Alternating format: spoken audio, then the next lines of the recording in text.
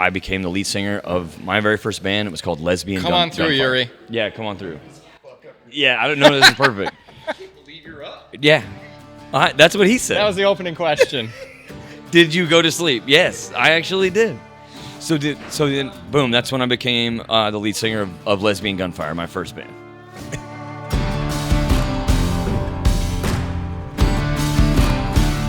What's going on, everybody? My name is JP, and I want to welcome you here to the Stable Cyclist podcast, where we talk about bikes, life mentality, and when the occasion arises, we will always deep dive into mental health. As you saw, my guest today is Bobby Wintle. It is an in-person conversation that I got to have this past week down in Emporia, Kansas at Merchant Cycles. But before we get into the interview, I want to direct you down to the link in the description, whether you're watching this on YouTube or listening on a podcast channel. The link will take you to the next big project that I'm working on. Now, today when this comes out, the first episode in a docu-series about Chase Wark will come out over on his channel, and that'll be linked in the description as well. But the bigger project I'm working on that I need your help with is a mental health documentary about the bike and kind of the conflicts between the bike and mental health. I am the director of the Madahe film series. Of course, you may have seen or come across Madahe Together about Gordon Wadsworth and Thomas Turner last year. And this year we are doing a film called Back to the Start.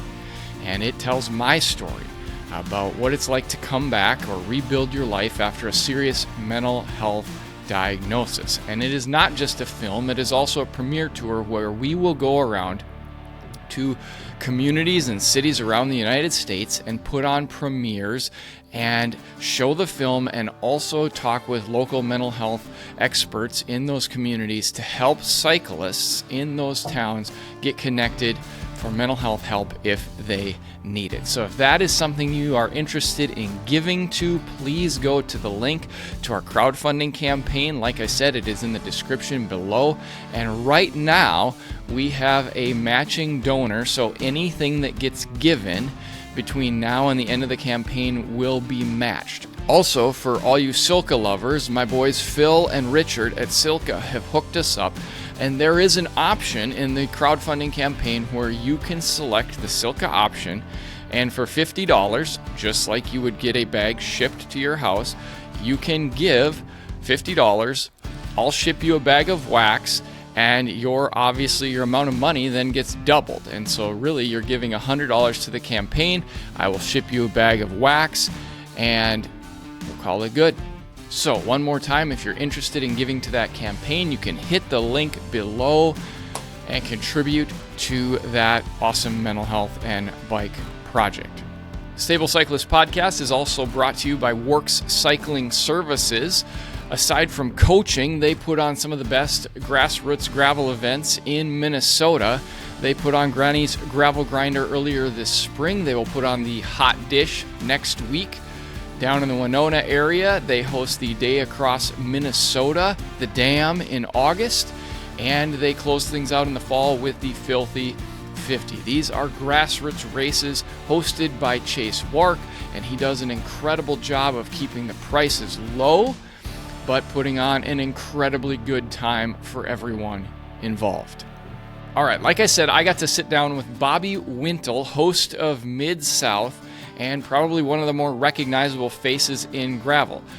Also, we had this conversation at Merchant Cycles on Thursday morning of Unbound Week. We started at 7 a.m., and unbeknownst to both of us, including Bobby, who's really connected in Emporia, we did not know the store was going to be opening very soon, and so it gets very busy. If you're watching on YouTube, you're going to see a lot of people walking in front of the camera. You can try and figure out how many times you spot Yuri Huswald walking in front of or behind the camera. This is a great conversation. We spend a lot of time on music early on because it's such a big part of Bobby's story, but ultimately this is one of my favorite conversations I've gotten to have so far in the Stable Cyclist library. Let's get Bobby, well, not in the studio. Let's go to Emporia.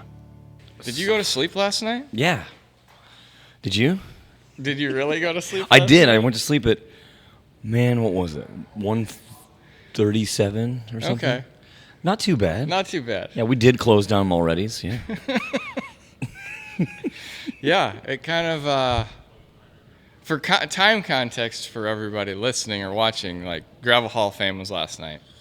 And then we all ended up here at Merchant Cycles. And then I was with a bunch of professional cyclists who pretended like they wanted to go home and go to bed, which we did not. Good. And right choice. I figured they all bet that you kept the night rolling, so. The vibes were there. Yeah. The motivation to keep them rolling was there. I was alone in that endeavor by the time I got back to the house, which is only 2 blocks away, by the way. Fair. Yeah, we just walked back in the little drizzly rain. It was a pretty romantic walk. Of course to be it honest. was. Yeah. Well. Good morning. Yeah. Good morning. It is 7:50 in the morning. I was 12 minutes late. I was 12 minutes late. It's all good. Yeah. I think for 2 people like us who run pretty high octane, this is really early normally. Yeah. So. Yeah, it's funny. It comes in waves of ability to be functioning at early hours. And when it's on, it's on. Yep. You know what I mean? Yeah. Like you wake up and you're just like, like, okay, my brain's on. I'm doing this. I'm going. But it doesn't change that I want to stay up very late also. Sure. Y'all can walk through. You will offend no one. Oh, yeah, that'd be walk sick, straight actually. through. Yeah, you're not going to mess up anything. I didn't think about that. So. Timothy Moan, everyone. Majority owner of Merchant Cycles, where we're sitting right now in the middle of the biggest gravel dirt road riding weekend on planet Earth. Yeah. It's kind of crazy, right? It is very crazy. It definitely has, I have some music background. You definitely have some music background.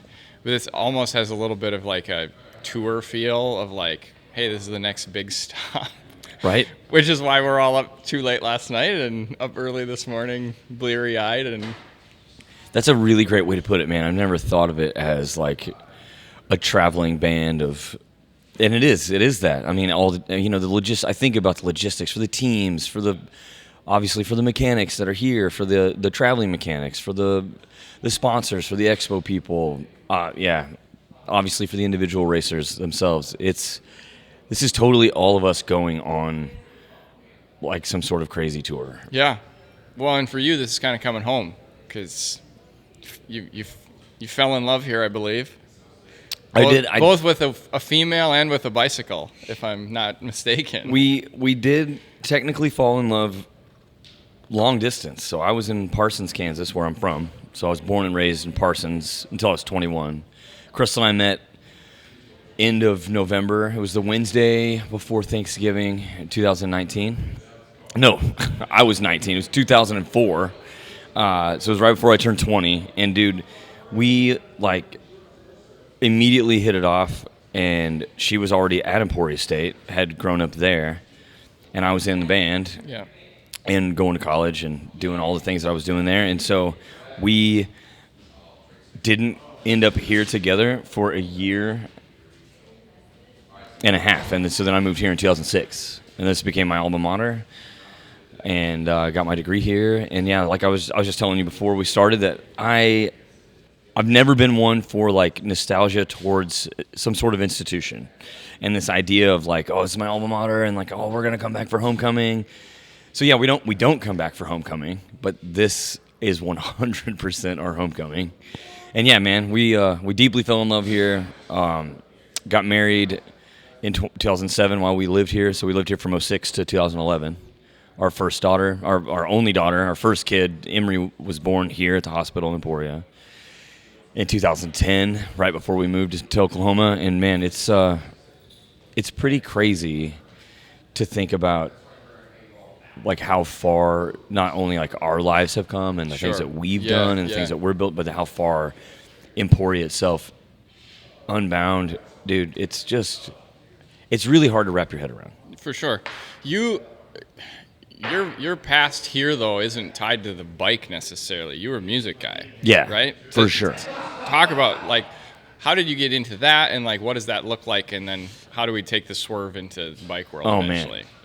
I mean, the swerve into the bike world, I mean, we can sum it up literally with one word, one person, and it's Crystal. A girl. It's Crystal. Yeah, it's my wife. And her dad and her were into bikes when I met them, and Sure. they had gotten into bikes because of a mutual friend that was a marathoner.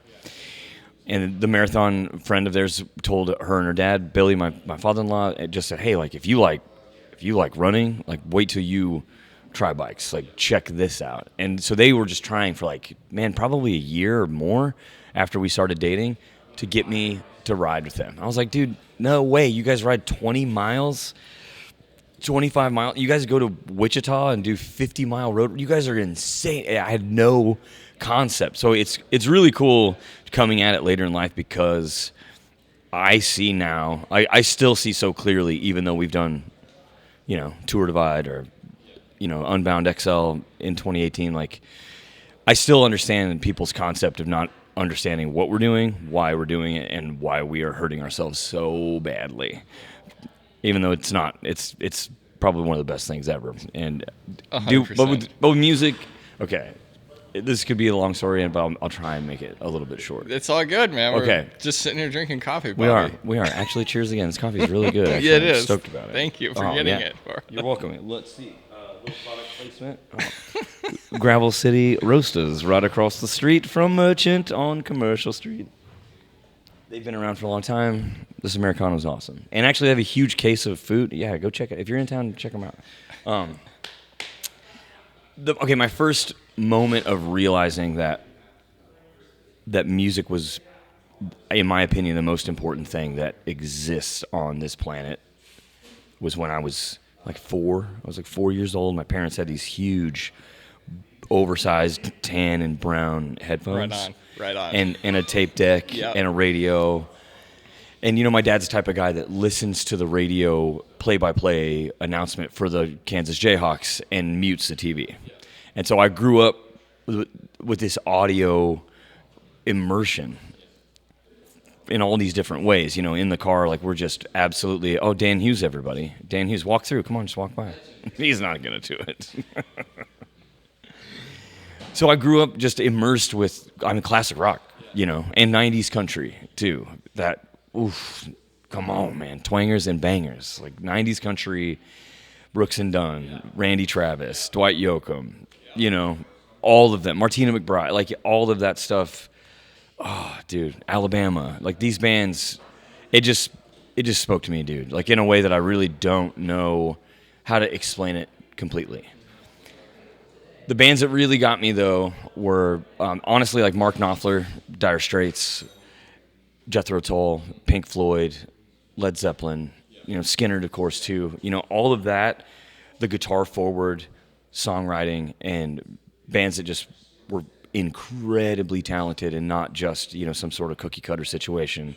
That you could tell that they were giving all of themselves to the art. And I figured this out really young. Like, I want to play guitar. I want to play guitar because mostly of the intro to Money for Nothing by Mark Knopfler. And I always wanted to learn it. I'm 39 years old. I have not learned that solo. I don't know if I'll ever be able to do it. Yeah. The man plays without a pick all the time, and he does things that people could never do. Yeah. You know? Yeah. And so then finally, I played baseball forever. My dad was my coach a lot of those years, and I was always the smallest kid, and I wanted to be Ryan Sandberg from the Cubs and play second base. And, I just wasn't big, and I just wasn't very big. And I hated going to the gym. And I have really long legs, but I didn't know that at the time. So, yeah, I'm super slow at running. Like, I cannot sprint. I am not good at it. And my dad would always be like, Bobby, like, why is your base running so bad? Why are you so slow? And I'm like, Dad, I'm literally running as hard as I can. But turns out, I guess I'm an endurance athlete. Yeah. And I'm not a sprinter. Zero fast twitch. So by the time I was 15, I had been in choir through middle school and like show choir, like the whole thing where you tried out and we'd dance and we'd do the competition choir as well, where we do 8-part, 16-part a cappella harmony by the time that we were sophomores in high school. And that love for music went not only from this incredibly sick, culturally vibrant rock and roll and country and all of those things to oh man, I started to learn about the mechanics of music. Yeah, theory. Theory, exactly. Yeah.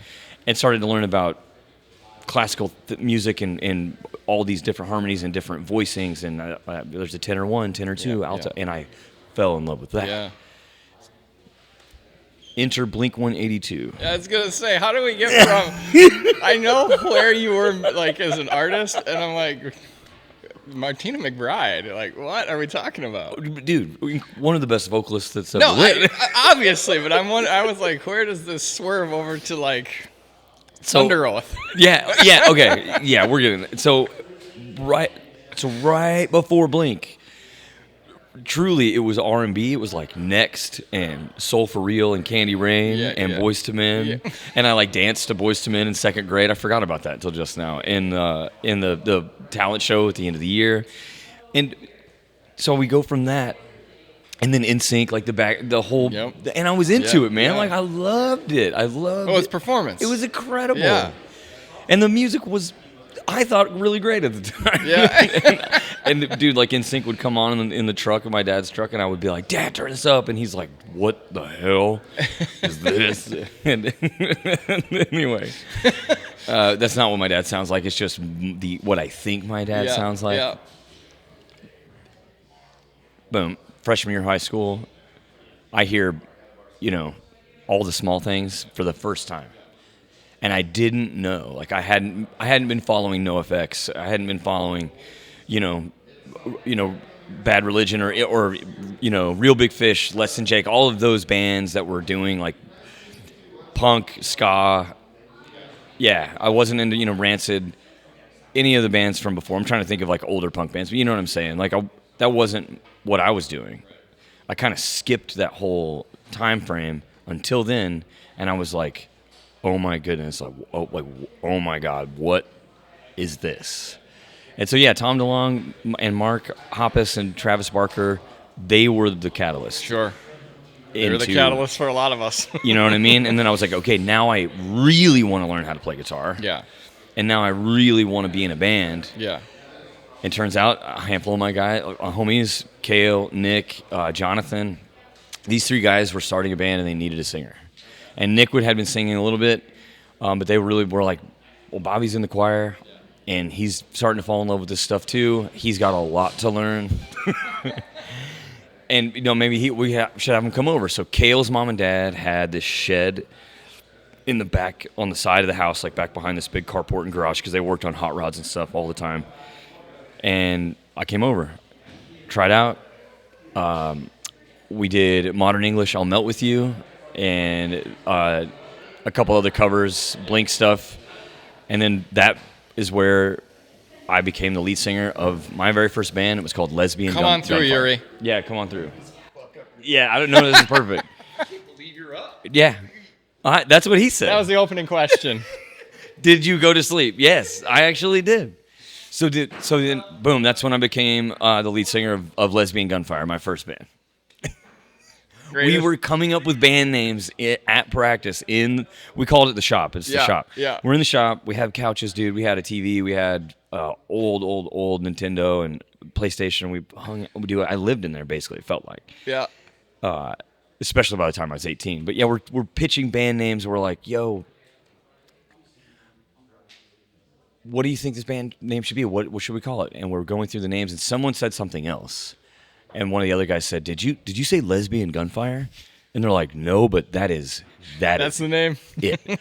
Now I have a hand painted by a hand sign, like a sign painter that does everything by hand. Yeah. That I had given to Kale, and now it's at his new shop that he calls the Monocle because it only has one window, and it's in his backyard in Burlington, Kansas, just a few minutes from here. And yeah, so he's recreated like our childhood dream practice space. Super sick. I'm sorry, this is much busier than I expected it to be. It's all good, man. This is kind of fun. I think it's kind of cool. It's giving me. I'm struggling a little bit. I apologize. I'm normally like on it. It's 8 in the morning. We're doing the best we can. Yeah. And it's just a lot going on, but it's going to be good. So you end up with a band that gets signed though. Yeah, man. Not called Lesbian Gunfire. No. And so how does that happen? So Lesbian Gunfire happens. I graduate we get into an emo band called Desperate Pilot. So Desperate Pilot is like our first step into like, okay, now we're listening to Death Cab for Cutie and Copeland and May and Armor for Sleep and Brand New and like all of these incredibly influential emo bands for me. Like Thursday. Oh, dude, Coheed and Cambria. Like, we started listening to Coheed and Cambria the second that they came out. Like, Second Stage Turbine Blade came out, and we were like, how is this possible? And he's playing lead and singing at this, and he sounds like a woman, but he's not, and it's out of control. And Claudio's, dude, I've seen him multiple times, and, oh, dude, he's so... Yeah. Have you seen Coheed and Cambria live? Yes. Absolutely phenomenal. Yep. Was on the front row at Warped Tour. I think there were 35 or 40,000 people in 2005 in Kansas City. It's the last time I actually had a pair of glasses that were actually prescription. I went to contacts after that, and I got my glasses were ripped off my face in the pit they and were broken. Yeah. And when the woes happened at the end of Welcome Home, like I felt like I was inside of the sickest army ever created.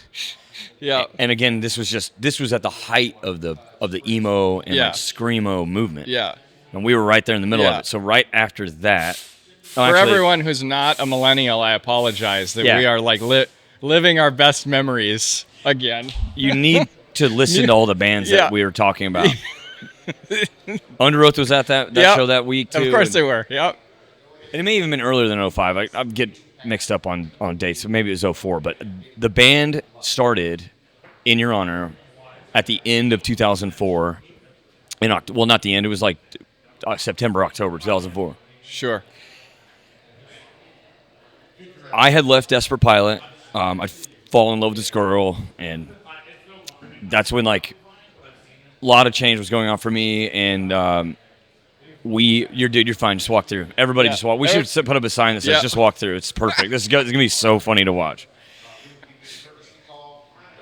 So I'm not in a band at this moment, and I'm going to my sophomore year of college. And this relationship's not working out with this girl who also is a musician, and like we had been writing some songs together acoustic, and that was kind of like where my brain had been. Me, Drew Jones, who I've known since second grade, who we shared a cubby together, and Ryan Ellis, who I also knew since second grade, Drew hadn't been in a band yet, but Ryan had been in band since way before I had. He was in a band like in 7th, 8th grade. 4PK punk band, and then he was in the Pinups, and he was like this super energetic, probably the biggest MXPX fan that you've ever seen, and taught me a ton about music, taught me a ton about live performance as well. And so Ryan is in the digital recording program. Drew and I are in the communication program at Labette Community College in Parsons, our hometown. Like we're seriously, man, like we're just like not from super wealthy families. We're from a tiny town of 9,000 people. We're deeply in love with this style of music, and Ryan's recording this band of 3 guys named Solace who have just moved up from Tishomingo, Oklahoma. It's Greg, Shelton, Ryan Shepard, and Douglas P. Patton Dodd, Douglas Dodd. And they are this 3-piece that Greg is singing, but a lot of their stuff is melodic, and they're in like drop C, and it's not like butt rock vibes. It's more like Alice in Chains. Yeah. So when I talk about drop tunings, people think like Seether, like whatever, but it wasn't like that. It wasn't like that. So Greg, Doug, and Shep have been playing together. Dude, at that point they had been a band for like already like 5 years. I mean, since they were in eighth grade. They've grown up in Tishomingo, which if you don't know Tishomingo, Oklahoma, there's no way you do. I promise you don't. The only reason you might know it is that Blake Shelton lives there now and Gwen Stefani, and they've got like 2 houses built out on the outside of town because Blake is from just up the road in Ada. And, dude, Tish is... I would totally have a vacation home in Tish. There's one main strip. Blake and Gwen own most of the... It's sick, dude. The Blue River is there. It's the longest unobstructed river in the state of Oklahoma, and it's naturally spring fed. Okay. They fill it with trout they stock it with trout in the beginning. It's so dope. So they're recording. Ryan calls me, and Ryan and I had never been in a band together. He had always been in all of these other unbelievably sick local bands, and I'd always been in Lesbian Gunfire. That was not great. And I was a singer and not great, but Ryan was the lead singer, the drummer as well of the Pinups, and he had something. Like, he's a songwriter, he can tell the story, he's got a great voice, but he'd never been in a band that was like a screaming band. Well, he calls me, he's like, dude, this band moved to town, I'm recording them, we're doing a session, and this breakdown sounds like the breakdown from Thursday, from Understanding a Car Crash. Yep. And that boom, boom, boom, boom, boom, boom. And he's like, dude, come over, listen to it right now. Yeah. And he's like, I think that there's something here, and I think that and Drew's always wanted to play synth, and Under Oath had taken over our entire existence, so we wanted to be Under Oath. Yeah. So we put together the exact same setup as Under Oath, and we had 2 guitars, bass, lead singer out front, drummer, synth. First practice that we put together was at Greg's brother's church that he was the youth pastor at. And of course, it's Christian metal, man. Like, this is what we were doing. Like, we were all that's what we all did. Part of our youth group. I was the worship leader for our college youth group. After that, for like 3 years, and during the band, Ryan was a worship leader. All of it, man. We were all in our worship bands at our different churches. Yeah, carrying our NIV Bibles around. 100, my name embossed on the front cover. So we are at Brian's youth group church that he had moved up from Oklahoma to be the pastor at this small church in Independence, and we write our first song that ended up on our first record that night, like right away, and we used that breakdown and we changed it a little bit so it didn't sound exactly like Thursday. Everything's stolen, so. And then we realized that Ryan could scream, and he figured it out. Yep. And we just kept going, man. We started writing stuff, and I mean, first show was in Pittsburgh, Kansas, at a coffee shop outside, and the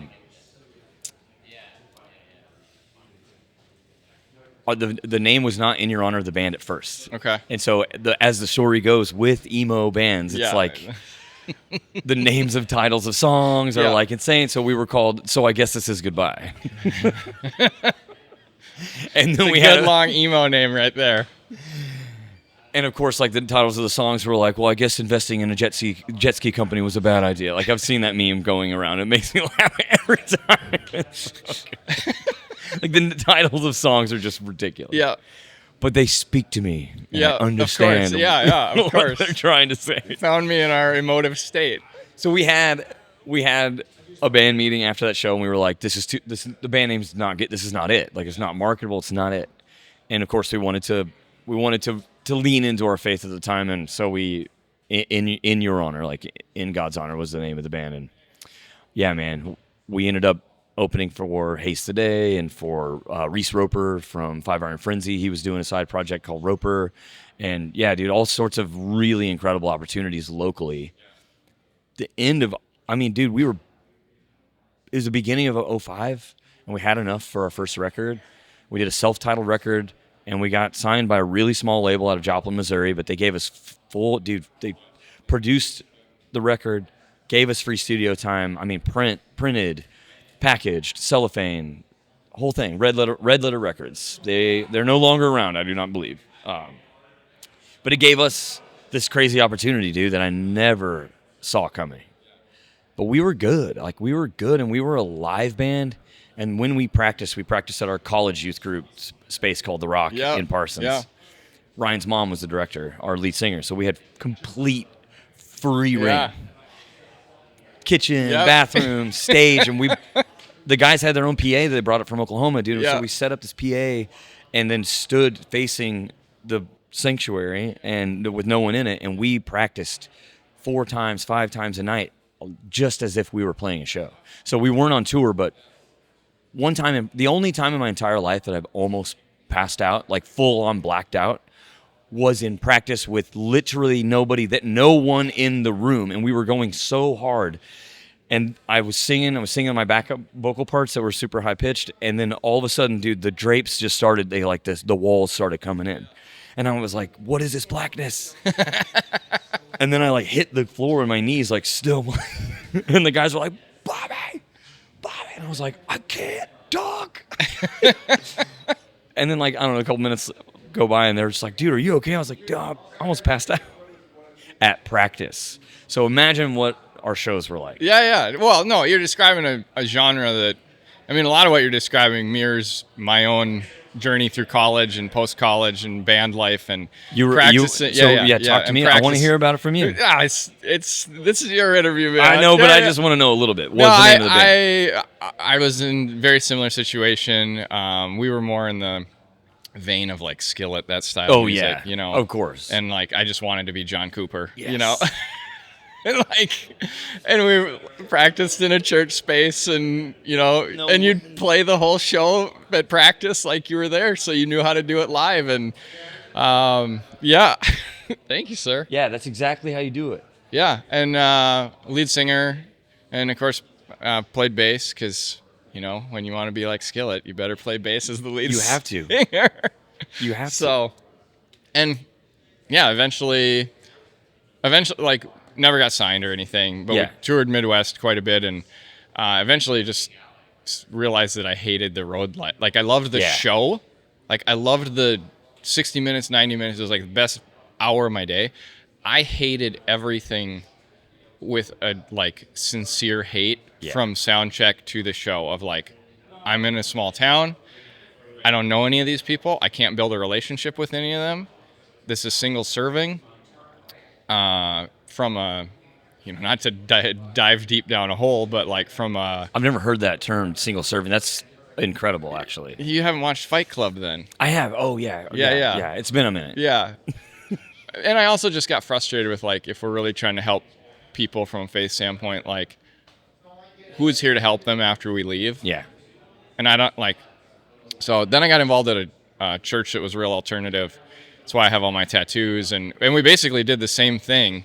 It was like playing a house show 2 times every Sunday, and it was wild. That's cool. And like that's super cool. Full show, and no way. Sometimes like, and the pastor's like, I want 3 secular songs every week. So we got to like just play like wild covers of stuff. My man. Yeah, and so it was amazing. But yeah, how do you move from that? Yeah. Into I'm a race director in Stillwater, Oklahoma, dude. And I know that's not a straight line. No. But I know that Crystal has something to do with it. 100%. So Crystal and I were together this whole time. Yeah. The band was before her, just barely, and then we were long distance for that year and a half, and we did our first like national tour like 3 weeks, and that's when I realized that the guys wanted to quit school and go full time, and I don't know if you ever had this, but it's not. I don't think it's imposter syndrome. I don't like labels. I hate labels. But the thing about feeling like we were already too late, and I was literally 20 years old, but like in my brain, I was like, no, man, Under Oath, Thursday, Mest, like Blink, like all these bands, they were already there at 17, 18 doing it for real. And so I was like, man, we're not good enough, but we were, and I was so wrong. And I wish that I would have had. If you cannot tell, I do not regret anything that is happening in my life right now, but I do regret quitting the band. 100%. And, I mean, obviously, who knows what would have happened. But this is where all of what everyone sees at the Mid-South and what everyone sees either in front of the camera or like last night with the Gravel Cycling Hall of Fame and being able to be the MC, it all stems from learning what this was like to be in front of people, to give people a moment, not only to see a show and be a part of a moment and to consume the show, but to feel as if they are a part of the show as well. And I don't know where that came from. To remove them from reality for a little bit. And but then also to be completely immersed in reality at the same time. Yes. That this also can be reality. Yes. And that our lives don't have to, they're going to be bad, but for this moment, they don't have to be bad. Yeah. Well, and that's why I started with like the music question, and, you know, we're like half an hour in and we haven't talked about bikes at all. No, I love it. I was like, let's do music the whole time. Let's go. I don't think a lot of people understand. They see you being like lead singer Bobby at Mid-South as much as race director, and they're like, what is going on here? And I'm like, no, there's this whole other story here that I've kind of heard bits and pieces of that that are our story, right? And we Yeah. all live the paradigm we live because of what's happened before us. And We are fully who we are because of who we once were. yeah, And yeah, who we potentially maybe want to be. yeah. So Yeah. how do you get to Stillwater Oh, man. and decide to start a bike race? Literally, okay, so I leave the band August of 2006 on my 21st birthday. Hardest decision I've ever made. All the guys and I have a meeting at the house, bawling our eyes out. I immediately am like, am I making? I like pulled over on the side of the road on the way out to Crystal's mom and dad's house. It's 8 miles away after this meeting. And I'm crying so hard. I can't see the road. Like I can't. This was, and still to this day, one of the biggest decisions I've ever made. I don't care how old I was. Like, I'm going to get teary-eyed just talking about it. And I love these boys still. Like, we still get together every summer. In your honor, the whole crew, we get together once a year, and we have a float trip or like a lake weekend. I just secured us a pontoon boat for this summer. We've been trying for this for a long time. We will get debauchery. Yes. So these men are my family. Like they all have their families and their own businesses, and they're incredible dudes. So I leave because they want to quit. I didn't want to quit. No one in my family, my immediate family, had gotten a college degree. I wanted to do that. Crystal was here in Emporia. And unbeknownst to me, I didn't realize that in 2006, that's when DK 200 started. We're just riding road bikes and stuff at the time. They got me to do a 20-mile ride. After that 20-mile ride, we didn't do 20 miles. We did a 38-mile paved ride, first time ever. And I'm on this old 1960s, 70s Schwinn varsity. It's 10 times too big for me, and it changed my life. It changed my life, dude. So then we come here, and we're start riding with. That's when I meet Leland Danes, and he teaches me how to mountain bike, and I figure out that dirt road riding is a thing. And for the longest time, like we never even touched gravel, never did it ever, not one time. That came in 2008, and by 2008, Crystal and I had already we'd written a business plan for a coffee shop. The first long, deep conversation Crystal and I had around a campfire, she told me, "Hey, I want to own my own business someday. And I've wanted this since I was 8 years old." And I didn't realize I wanted that until I worked at a coffee shop called the Menagerie. And I saw all the things that were right, and I saw a ton of things that were wrong. And I was like, I think I could do this. So then I was like, of course, we want to write a business plan based on community because we wanted to make a community a third space. Yes. And so if you look at District Bicycle's business plan from 2008 when we started writing it, 75% of it is community, and we named the shop District because it's a synonym for community. And I've written this in a blog spot from way back, if you can see it anyway. So we didn't do a coffee shop. We're writing that business plan literally at Emporia State University, blocks from this space we're at right now. And it hit us. I started working on bikes with Britton Kuziak. So I started working on bikes with Britton Kuziak, who now owns One Star Bicycles in Kansas City. And he teaches me how to work on bikes. And I'm like, you know what? Like, I'm starting to get pretty good at this mechanic thing. Like, let's start writing a business plan for a bike shop instead. 2008, we get this structure of a plan together. And we're in love with Trek bikes. Crystal's had a Trek forever. Her dad's had a Trek forever. And so I just cold call someone at Trek. No shit, dude. Like, seriously. Yeah. And I get Wade McGuire on the phone, who at the time he's still our regional rep. I didn't realize how the industry worked. I didn't realize there'd be a regional rep. And I'm just like, hey, man, you don't know me. I'm riding bikes with everybody at High Gear in Emporia. I'm going to school. My wife and I are writing this business plan, and we want to open a bike shop anywhere. We want to do it with Trek because we believe in the brand, and we believe in kids' bikes, the U.S.-made stuff at the time, and we just love the brand. Where is an open market? Where do you want us to open a shop with you? And they immediately said, Wade. Of course, I didn't realize that he'd look in his region, but he just said, Stillwater, Oklahoma. First thing out of his mouth. He's like, we have all the demographic work. We'll send all of it. Median income, age, population growth percentage. So, dude, he sends us all this information. We plug it directly in.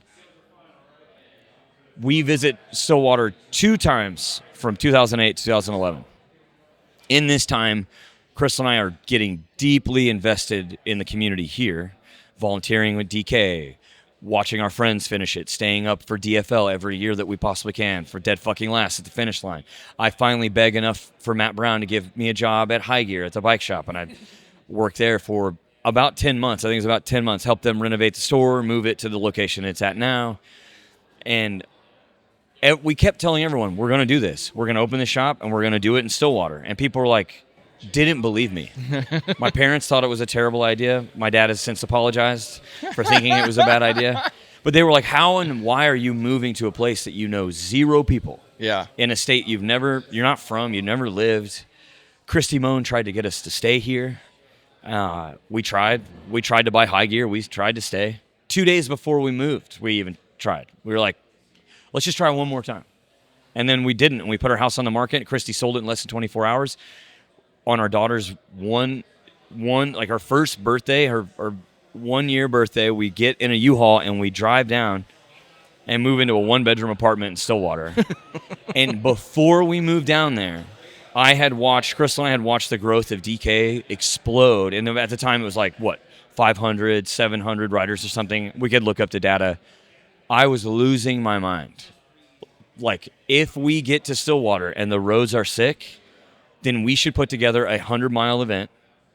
And this is before we even lived there. Like, if the dirt roads are sick, we should put together a 100-mile event in the spring, because there's nothing on the calendar in the middle of the U.S. to keep everybody motivated for 200 miles in June. So, dude, it took me about 6 months. Crystal and I, 6 months. Our daughter was 1. We opened a business. Life is insane.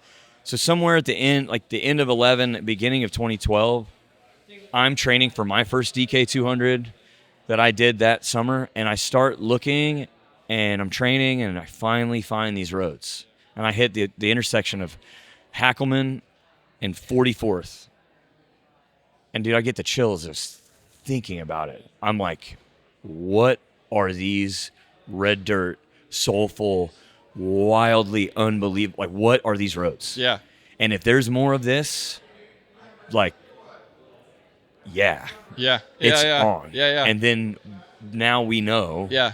there are literally thousands of roads in 2 miles of every direction of downtown. And I feel honored to be able to be the one that gets to bring these roads and bring people's lives to be able to experience them. And so then that was it, man. We were like, sick. Okay, now we need a name. And it hit me, there's signs all over Stillwater. This is where Oklahoma began. And like, the land run of 1889. And I didn't know the atrocities, and we don't have to get into all of that. But like, I didn't know the true meaning for indigenous folks, for what the land run really meant for Native Americans that live and were pushed to Oklahoma through the Trail of Tears.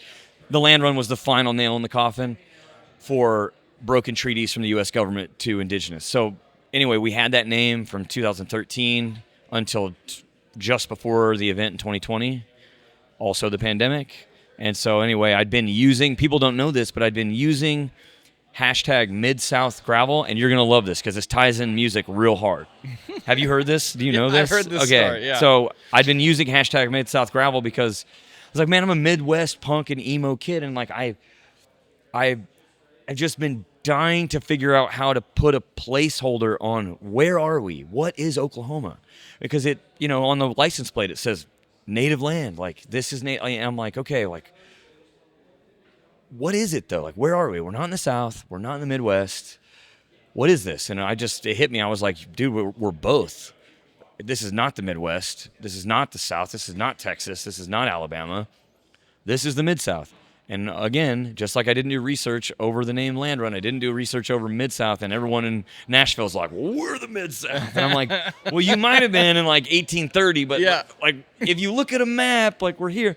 So I'm taking a picture of my Thai warbird, salsa warbird, on a gravel road sometime after the first Land Run had happened, and I'm just doing some hype on Instagram. It's the very first Land Run 100 post, and it says hashtag Mid-South Gravel. So when I went to change the name, I wanted to pull from something that had been a part of the event from the beginning. In the beer, we'd been calling the beer the Mid-South IPA, a Mid-South Pale Ale. So anyway, for people that at the time when we changed the name, thought that we just like pulled this out of the sky and that it was a really generic, like whitewashed, terrible name. I'm like, no, you have actually no idea what you're talking about. This has been a part of the situation. And the entire thing stems from me being a Midwest punk and emo kid, and I needed something to define where we are. Yeah, I don't want to. There are a few other podcasts where you get way into the name change and why it happened. And I will link a couple of them in the description of this. People should go listen. What struck me in hearing that story multiple times and just talking with you in general, you have like tremendous empathy and you have tremendous desire to understand people from where they're at. It's one of the things that always drawn me to your story is like you look at the world and try and figure out how people actually feel. And I kind of want to find out, like, where does that come from? Were you taught that as a kid? Is it part of, the church background at some point at its core? Where is all of this? How do we get there? And sometimes it's because shit happens in our lives that makes us look at the world differently. And I know that for me, that's what happened. So I don't know why. I know why I'm crying. That's what happens on this show, man. I make people. This is really good. You're really good at this. Thanks. Number one, it comes from my mom. My mom, Diana. My mom is the most incredible, most beautiful, most loving, most empathetic angel of a woman, of a person, of a human embodiment that I've ever known. She's been a paraprofessional in the same preschool class since before I was born. And half of their kids are special needs, and some of them can only be there for an hour at a time. I watched my mother when we'd have shadow days, and I couldn't believe it. And it didn't hit me until I was actually like a senior in high school, like what my mom actually had to deal with and was doing day in, day out. I mean, wiping kids' asses, like dealing with outbursts in ways that I didn't even realize that kids that little could have. But also beautiful, beautiful, beautiful moments of connection and love of kids that maybe don't get that anywhere else. Comes from my mom. 100%. My dad is also super loving, and my dad is also the one that showed me all of the music and taught me like how the music can speak to you. My mom loves the music too, but like my dad taught me discipline through sport. And so, I mean, all who we are, like the best of us and the worst of us, it truly does. And it comes from our parents. I mean, we are them, and of course it comes maybe from other things, like whatever, I don't know.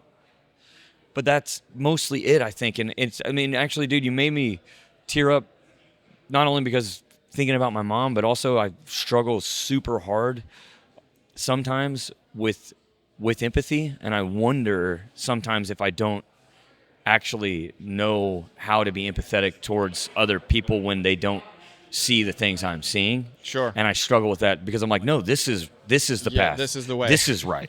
Yeah. And like, I can't connect with you right now. And so sometimes I wonder if I have any empathy at all. And it's crazy to hear someone say that about me. So like, thank you.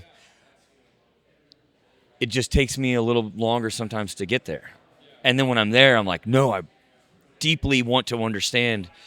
And the thing that Yadika Fields is the person that's responsible for me understanding what the land run truly meant to indigenous from Oklahoma. And what he has taught me that I will literally, I should probably get it like tattooed on my body as well, that our perspective is not the only one that exists at all. So like white settlers coming to this country and saying, the new world, that's only your perspective. There are other people here. And then I've heard stories on NPR about certain communities of indigenous that had to hide their seeds because those that were there didn't understand even the plants that they were trying to grow and were trying to stop them from growing them. And like they had to like hide them. Otherwise they wouldn't exist anymore. Like control, deep non-empathy, no perspective. Like that's the death of humanity. I am not interested in that in any way whatsoever. I am interested in the growth and the nurturing of different cultures. And I've only been out of the country once, dude. I went to Denmark in 2019 because my friend flew me out to do the dirty Uland, the dirty Jutland. It was 275 miles up the western coast of Denmark. We did it nonstop. It was sick. And I got to be immersed in a completely different culture for the very first time. It is intoxicating. It's amazing, dude. And I want to do that more and more and more and more. There's nothing more that you can learn about yourself than going somewhere that you know nothing about the place. Yeah. But I think you've brought that back with you to the event that you host in Mid-South. Like, this is awesome. But when I look at Mid-South, I see a different event in one that is much like as inclusive as it gets, and is very intentional about that. And yeah, there's a pro field at your race, but when I'm on social, I see a lot more about like what All Bodies on Bikes is doing, and that, like, for me, the bike is a mental health tool, and to like, how do we, if the bike's a mental health tool, then it's a tool for everybody, and how do we get? I'm like way more interested in like what, like, I'm talking to Crystal Kovacs later today, and like Marley and their story, and like how they're getting more people involved. I'm like, this is what I'm really interested in. Like the stuff is cool, right? I'm sitting in a house with a bunch of pros, and they're fun to hang out with, and I love them. But as we grow the sport, and as I see what you're doing with your race, it's so different. And how did that develop? That's the whole team. I think truly it developed originally because Crystal and I, particularly, that I'm not trying to say that like all things trickle down or whatever, because I don't like that. I don't like that. I like seeds, water, nurturing, holding space, encouragement from the bottom up, not from the top down. But we were never racers, right? Like I was never good at this. Well, your story's kind of like inverted. Like you're a band guy who got pulled into cycling by a female. Like that's the opposite of every story right now that you hear. And so it's like, that's really intriguing, you know? And it's the truth. It's like, all of the circumstances that brought me to what we're doing, 100% is born on the idea of collective community that I learned, obviously, just growing up within baseball, and then within our community in school, in the choir and show choir, and then in the church, obviously, deeply, like community, empathy, taking care of each other, working towards a bigger, higher goal, like whatever, blah, blah, blah. And then being in a band and being like, we are putting on a show. Yeah. And so District is this embodiment of, thank you, I've never put this together. District is not in the same way. District is it's the place where everyone can come and just let it all out. And you don't have to be a cyclist. We have a social on Fridays at 5:30 that we've had almost the entire time. We've been open for 14 years. And everyone's like, oh yeah, like we have to be like, we're talking about bikes. Like we bring a bike, are we going on a group ride? I'm like, no, BYOB, bring your own bev, bring whatever you want. My friend John is now the official bartender of District, and he's making sick cocktails for everybody. And like we have a tip jar for him now, which is good because John, I'm sorry, I know you're spending a lot of money. John Glazer, everybody, he's an incredible dude. That is the embodiment of gathering without expectation of opening your wallet. Just come, be here. And also, like, tomorrow we're going to go on a 50-mile ride, and you should come, and it might rip your face off, but like you'll love it, I swear. And then we'll get burritos after. And then the Mid-South is production. Yeah. Wildness. Yeah. This is a moment of celebration, and we want every person to come deeply as themselves and work out whatever it is they need to work out, or celebrate what they want to work out, or find out who they are, or meet someone new. And this has just come from years and years and decades, and I did not completely realize this, man. Thank you. Of all of the experience and all of the things that I've been a part of since I was 4, 5, 6 years old. And dude, the inclusion part of our event is that the racing will take care of itself. Yeah, always. You put a number plate on a bike or on the back of a runner, and they're gonna go for it. So we deeply understand that, and we deeply cherish that, and I'm very humbled and thankful for the pros that are coming. But we're not super like reaching out and like asking them to come or doing like appearance fees, and we have no payout at Mid-South, and we won't. Right. Because I don't want the paradigm to shift. I want every single facet of the Mid-South to be just as important as every other facet. All of it.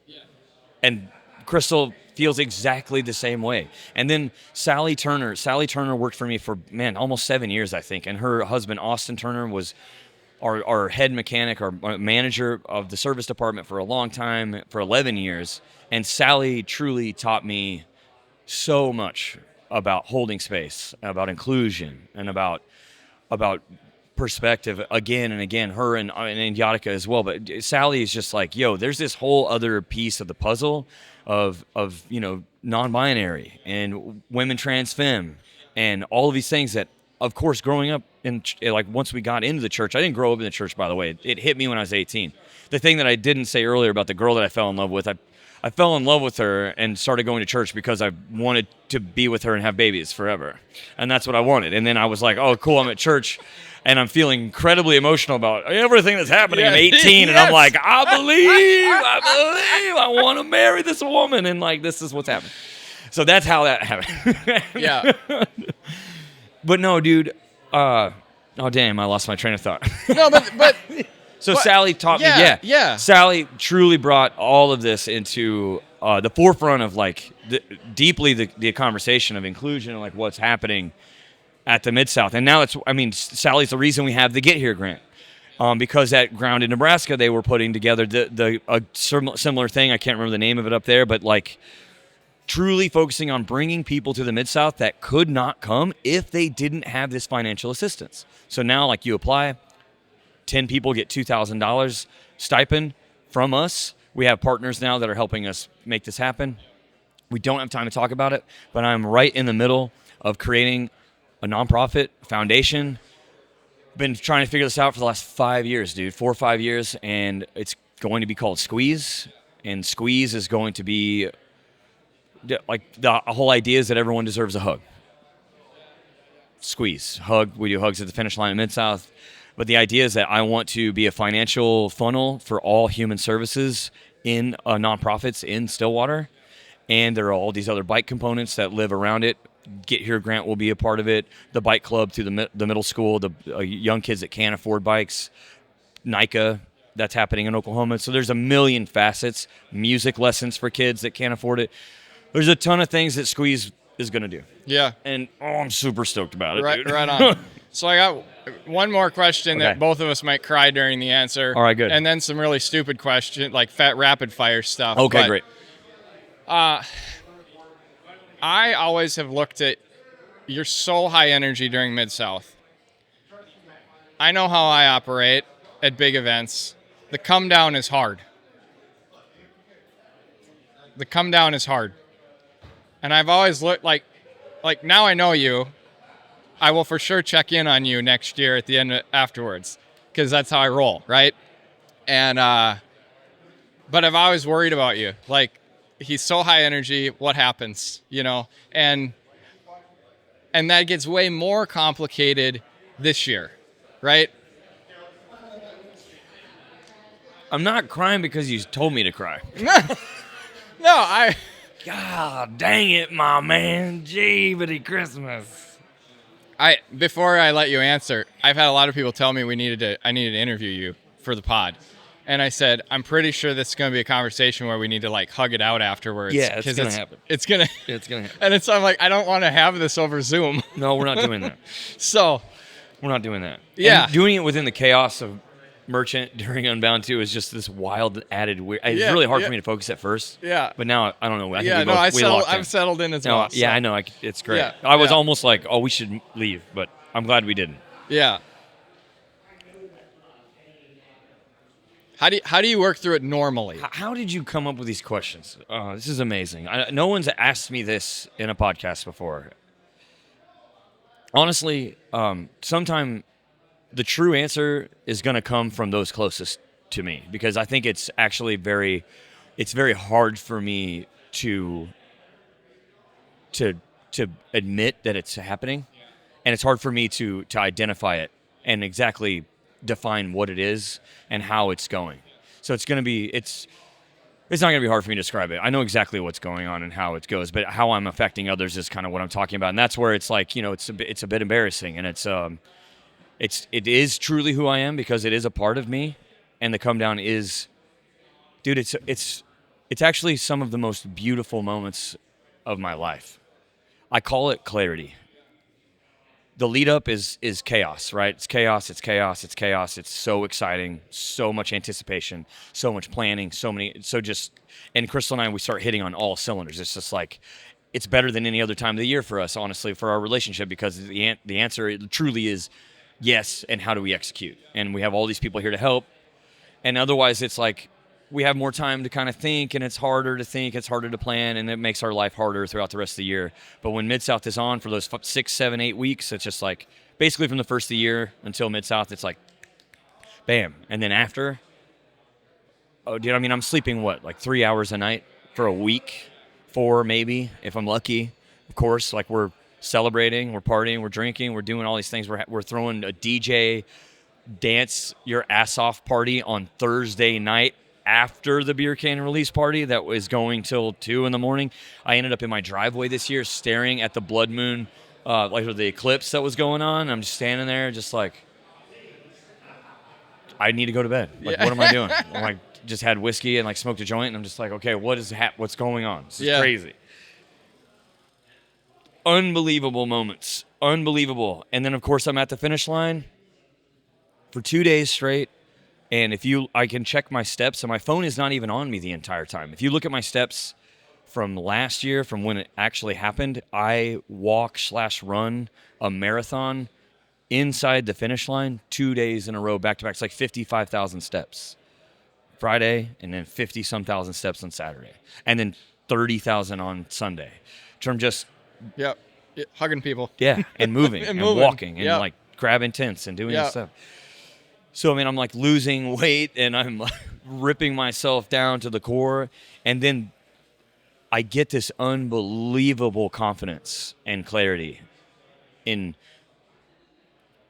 the word. I don't think the word comes out of my mouth for the next however many weeks. And I'm just like, everything feels processed in my mind this quick, this fast, right in the moment. And I feel clean, and I feel clear, and I feel wildly confident.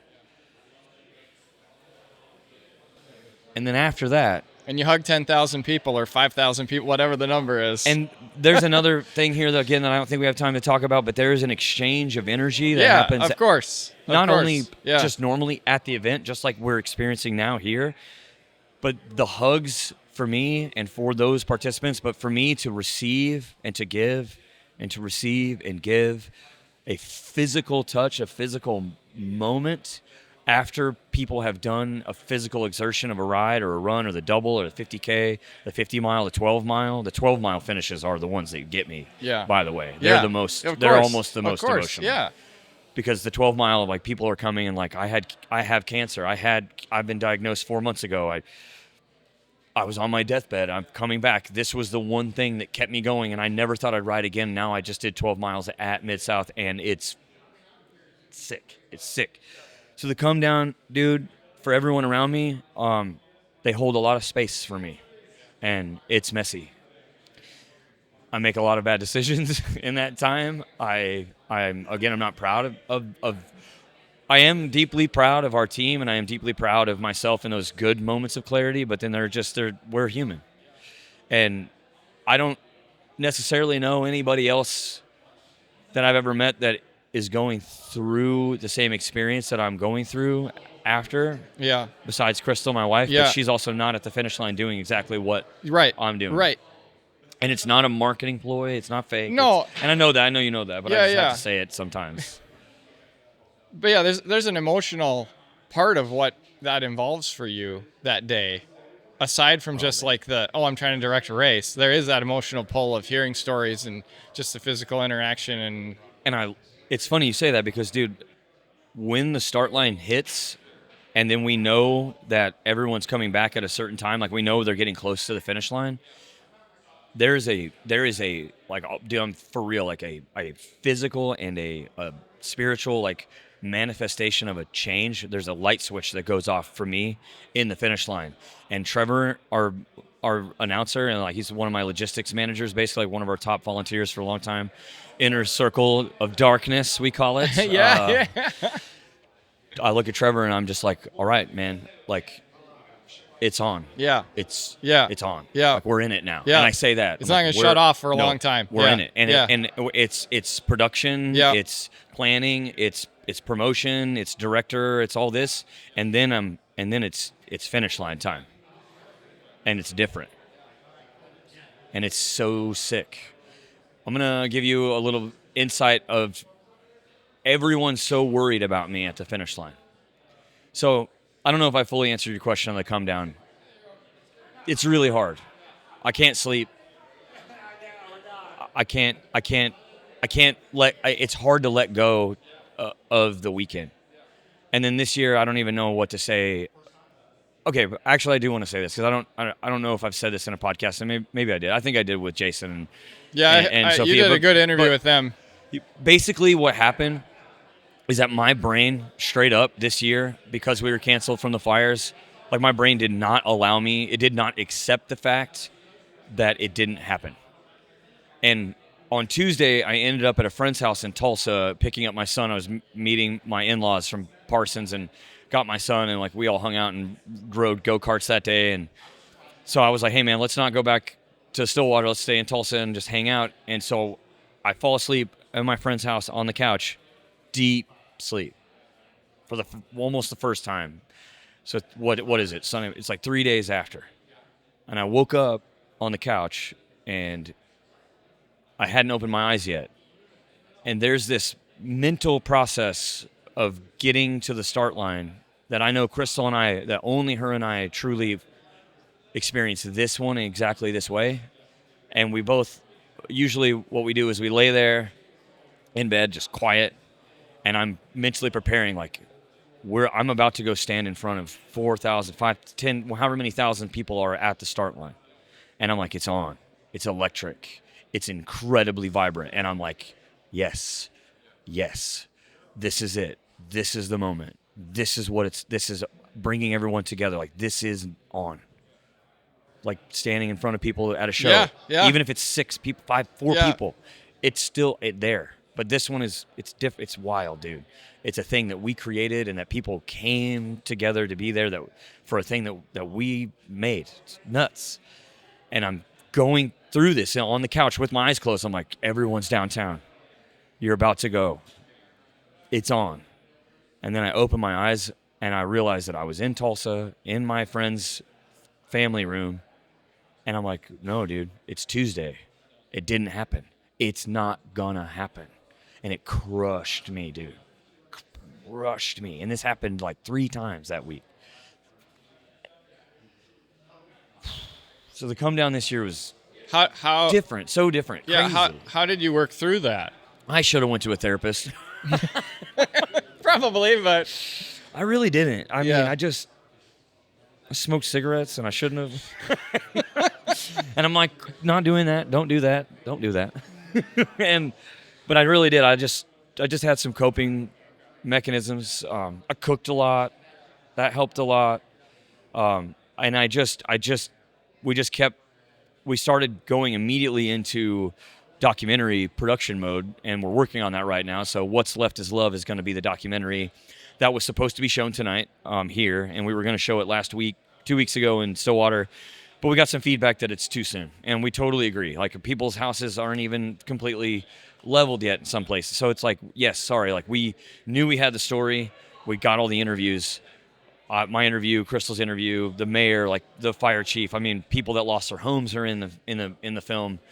But we need more time, and the community needs more time to heal. So, like, honestly, dude, I didn't really get a chance. Like, the way I processed, I think, was doing podcasts with Jason and Sophia. That was incredibly helpful for me. Doing this one is another piece of the puzzle. Talking through the production notes and the storytelling and the writing and the direction of the documentary helped me. Going to Stone Cloud on Monday and seeing 7 of my closest friends who lost their house hold each other and laugh and smile and cry happy tears of joy just being together and that they're safe, even though they lost literally everything, helped me get through it and process.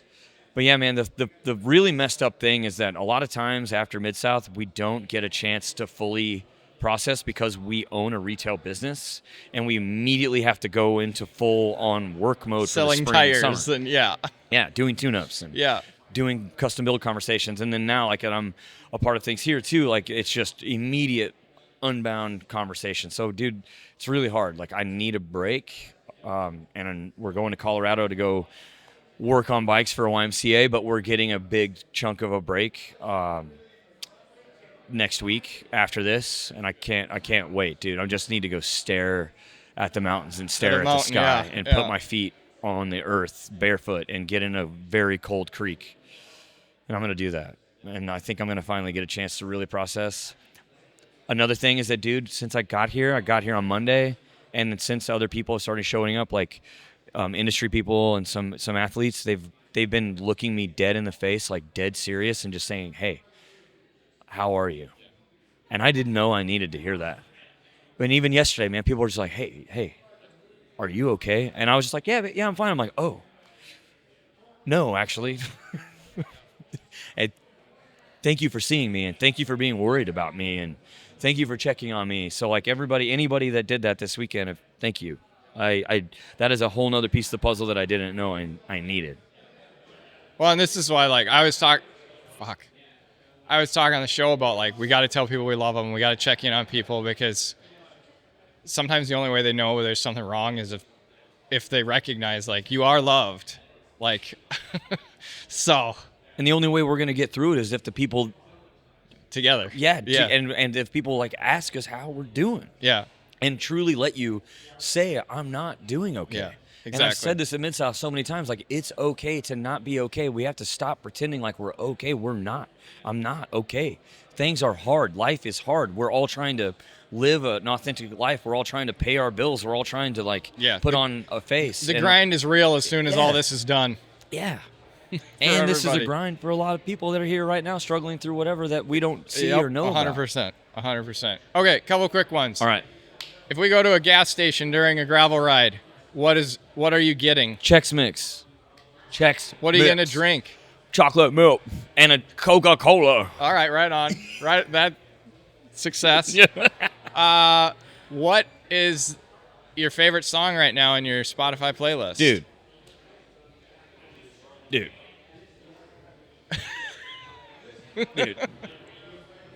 I'm an Apple Music guy, first and foremost. My bad. Let's go. My bad. Dude, my man, he knows. Okay. Apple Music. For the longest time, it's been Pain by the War on Drugs. I mean, okay. Pain by the War on Drugs. If you don't know that song, please put it on immediately. But I have been obsessed with Counterparts. Counterparts is this ridiculously hardcore metal band that I don't even know the names of any of the songs, but it's quite opposite from the things that I was doing whenever I was in college. And but I was listening to this type of music too. But the name of this album is Heaven Let Them Die, and it is sick. And the album cover is like this statue of an angel that's a bird. It's like a bird bath, and the angel has a hole poked in its neck, and there's blood coming out of it and filling up the bird bath. Dude, this EP, all of Counterparts, everything is out of absolute control. It's so good, dude. You have to check it out. Sweet. The breakdowns are ridiculous. But also, number one, truly for me, the number one album I listened to last year was, this was not rapid fire. Sorry, you asked me about music. You're fine. This music is what happens. Is always Ian Boswell went on like a 2-minute rant about country music during this really? last week. In a good way or a bad way? In a great way. Sick. Okay, that's where I'm headed to. Number one album listened to for me last year, Passage du Dessert by Johnny Blue Skies, Sturgill Simpson. Sturgill Simpson I would literally I would leave my entire life to follow Sturgill across the world. I got to see Sturgill for the first time in October in Oklahoma City, and then we all went. I took the entire bike shop to Tulsa just a few weeks ago, and we went. And Sturgill Simpson is absolutely incredible. And yeah, dude, Mint Tea from that record is probably number one for me right now. It's fantastic. Out of control. I never answer back. Like, I hate when podcast hosts are like, well, let me tell you my story. All right. So this is relevant to meeting you last night. My favorite song this year is DFL. Like, it just rips so hard.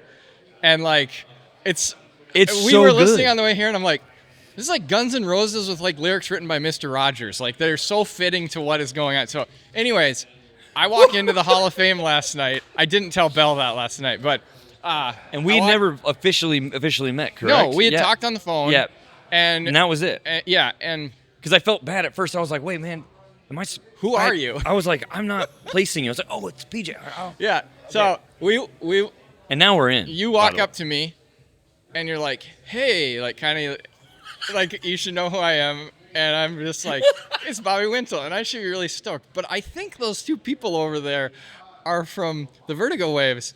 And I would really like to meet them. And so I was just like, hey, is that them? And you're like, yeah. So I got to meet the lead singer and bass player. You were like, and I've totally fanboyed. You know, you were like, I don't want minutes. to fanboy. And I was like, no, you totally should, Yeah. dude. Let's go. This Yeah. is why I wanted them to come, because they've become such an important piece.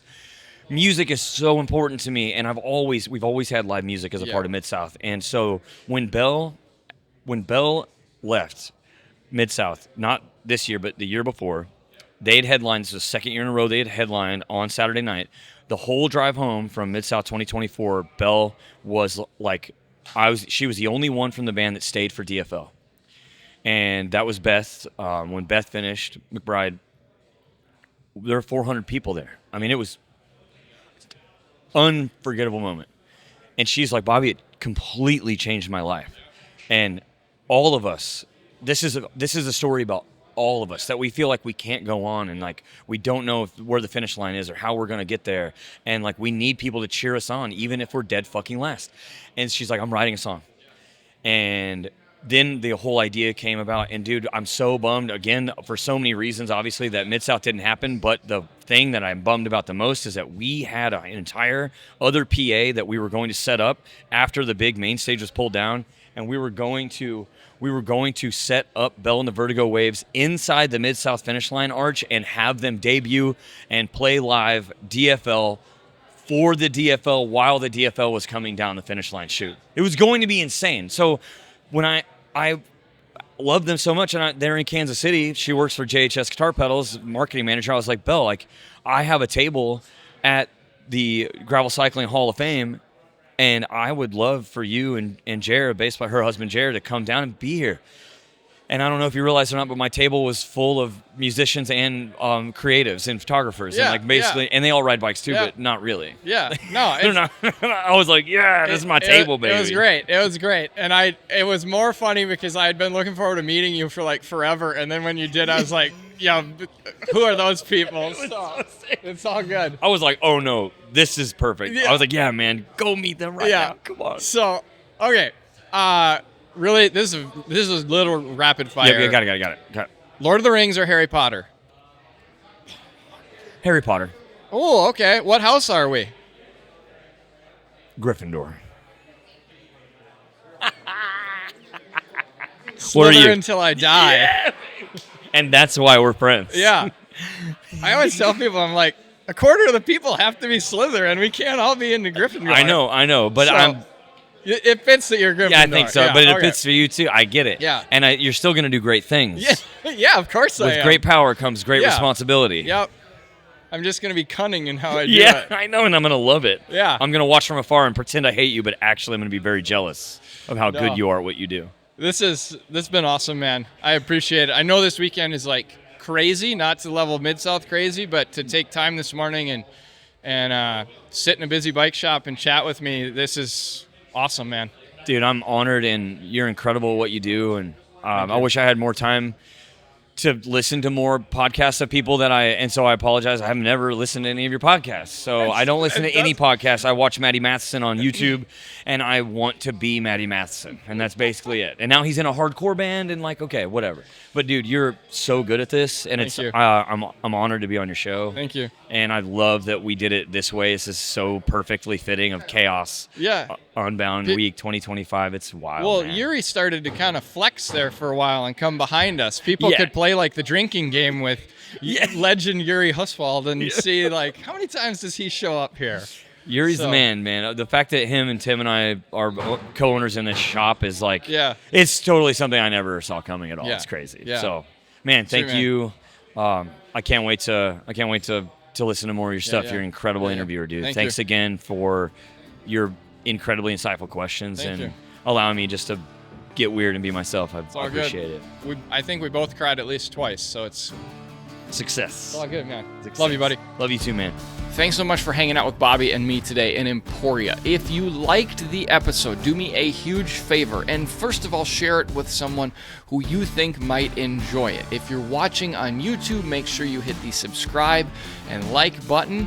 And if you're listening on the audio platforms, please do me a favor and go and give the show a 5-star review, please, and thank you. And if you're one of those Apple Podcast users, another big favor would be to ask you to write a review about the show. May in the Gravel Gospel may be done, but it is June and we have really awesome stuff coming your way and conversations that I've gotten to have already with a number of guests that I can't wait to share with you.